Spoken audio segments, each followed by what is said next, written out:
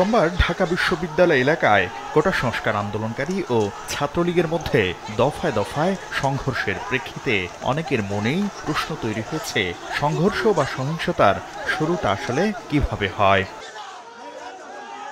রোববার রাতে কোটা সংস্কার আন্দোলনরতরা সোমবার বেলা 12টায় রাজু ভাস্কর্যে সমাবেশের ঘোষণা দেয়, আর দুপুর 3টায় একই স্থানে সমাবেশের কথা জানায় বাংলাদেশ ছাত্রলীগ। কিন্তু দুপুর 3টা পেরিয়ে গেলেও কোটা সংস্কার আন্দোলনকারী শিক্ষার্থীরা রাজু ভাস্কর্য ছাড়েননি। হঠাৎই রাজু ভাস্কর্যের অবস্থান থেকে ঘোষণা আসে কোটা সংস্কার আন্দোলনের কর্মীদের বিজয় একাত্তর হলে আটকে রাখা হয়েছে। এই ঘোষণার সঙ্গে সঙ্গেই উত্তেজিত অবস্থায় বিজয় একাত্তর হলের দিকে যেতে থাকেন আন্দোলনকারীরা। হলে ঢুকেই পেটানো হয় হল চত্বরে থাকা ছাত্রলীগ কর্মীদের। ঠিক তখনই লাঠি সোটা নিয়ে ছাত্রলীগ মাঠে নেমে পড়ে, শুরু হয় সংঘর্ষ।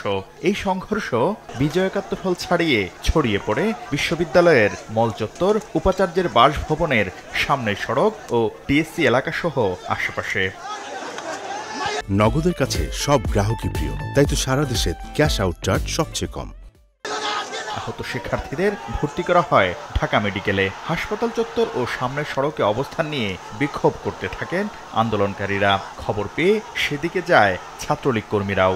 সেখানেও চলে আক্রমণ পাল্টা আক্রমণ। আক্রমণে ছাত্রলীগের 5 শতাধিক নেতাকর্মী আহত হয় বলে দাবি করেন ছাত্রলীগ সভাপতি সাদ্দাম হোসেন। আর কোটা সংস্কার আন্দোলনকারীদের অভিযোগ, তাদেরও শতাধিক নেতাকর্মী আহত হয়েছে। আন্দোলনের সময় ঢাকা বিশ্ববিদ্যালয়ের বহিরাগত প্রবেশ নিয়ে চলছে আলোচনা সমালোচনা। একটু খেয়াল করলেই বিষয়টি স্পষ্ট হবে। কোটা সংস্কার আন্দোলনের শুরু থেকেই ঢাকা বিশ্ববিদ্যালয়ের শিক্ষার্থীদের সঙ্গে যোগ দিয়েছিলেন এই দাবিতে একমত বহিরাগত অন্যান্য কলেজ ও বিশ্ববিদ্যালয়ের শিক্ষার্থীরা। ঠিক একইভাবে সোমবার ছাত্রলীগের কেন্দ্রীয় কর্মসূচি থাকায় তাতে ঢাকা বিশ্ববিদ্যালয় শাখা ছাত্রলীগের পাশাপাশি বহিরাগত অন্যান্য কলেজ ও বিশ্ববিদ্যালয় শাখা ছাত্রলীগের কর্মীরাও অংশ নেন। সংঘাতের সময় উভয় পক্ষেই ঢাকা বিশ্ববিদ্যালয়ের শিক্ষার্থীদের পাশাপাশি বহিরাগত শিক্ষার্থী ও কর্মীরাও অংশ নেয়। বহিরাগত উভয় পক্ষেরই আছে। যখনই বহিরাগত এক পক্ষ আনে তখন আরেক পক্ষ আনে, সেটা তো আমরা দীর্ঘদিন যাবতই দেখেছি।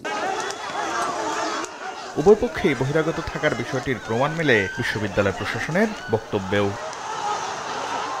শাকির আহমেদ, সময় সংবাদ, ঢাকা।